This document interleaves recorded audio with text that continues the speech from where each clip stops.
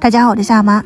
今天晚上煮了一点银耳羹，然后用砂锅焖的鸡肉，然后做了一个凉拌的这种豆丝，还有一个这种清炒菠菜。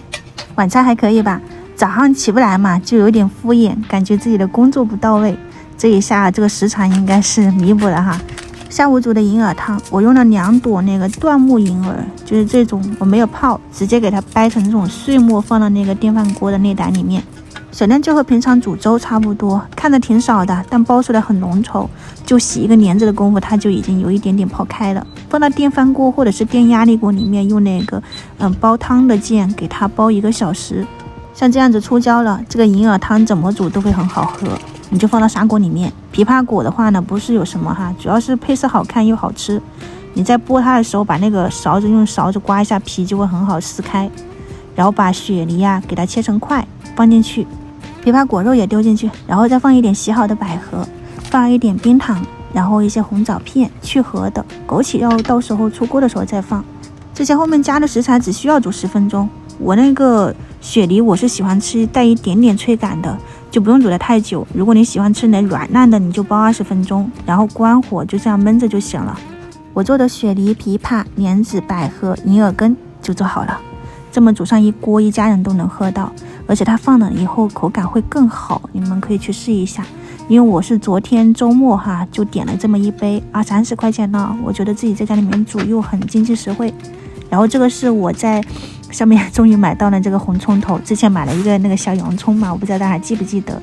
就这种我真的是买了好几家了，今天终于买对了。然后放了一点那个姜蒜，一起放到砂锅里面，用油炒一下，炒出香味了以后，你再放鸡肉。我今天的话呢，这里是半只的三黄鸡，提前给它切成块了，加进去以后，你就快速的给它翻炒，把那个水分炒干一下。像这样子没有什么水分了，有一点点焦香了，就从锅边淋上1圈米酒，我用的广东米酒，你们自己去找一下。再淋上2到3圈的生抽，再来一点点这个白胡椒粉去腥，挤上一点蚝油。调味的话呢，盐其实不用放了，我觉得咸味的话呢是可以的了，盐有一点点咸了。然后再撒上这种葱段，盖上盖子，转成小火，就给它慢慢的焖10多分钟。然后这边来做凉拌菜，这种豆干不知道你们那边叫什么，我们这边好像是卤豆干。你给它尽量的切成细丝，放到锅里面煮上2分钟，再给它捞出来控干水分。因为我今天的晚餐是那个菠菜，就着这个水给它焯一下水，就只需要烫一下就可以了，不用煮太久。像这样子就放到那个清水里面泡一会儿，然后再来炒。起锅热油，准备一点葱花、辣椒粉、小米辣，还有一些蒜末可以多一点。加上热油，尽量浇上那个辣椒粉上面，它这个红油就会很漂亮。淋上一点生抽、香醋、盐、味精，我还放了一点点这个麻辣鲜，我觉得吃起来会更香，有点香辛料的那个味道。给它们搅拌均匀。这个油的话呢，你还可以放一点那个香油味道会更好吃。给它们拌均匀。凉拌豆干就做好了你们可以去尝试一下，很下饭。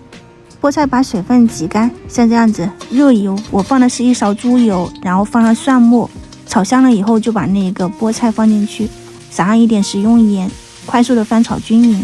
今天的炒菠菜就搞定了。我觉得青菜是又简单又好吃的，就是每天晚上都会配上一点然后这边的砂锅焖鸡，你就出锅以后尽量把里面的汤汁再用大火收一下，撒上一点芝麻，我们今天的这几道菜就做好了，晚餐供大家参考一下。银耳羹的雪梨我真的只煮了10分钟，它后面还有一点温度焖的嘛，这个口感我觉得是刚刚好的。给大家看一下我的盒饭，很浅，然后基本上就是半勺或者是1勺的这种米饭、青菜，然后一些豆干，我尽量夹上面的，然后自己焖的这个鸡肉，你就不吃那个皮就可以了。其实吃了也没有关系因为你还是需要有一点点那个油脂的嘛。然后我们今天的家常菜你们可以去参考一下，这个酱汁他们很喜欢用来泡饭。今天就到这里，感谢大家，我们明天再见。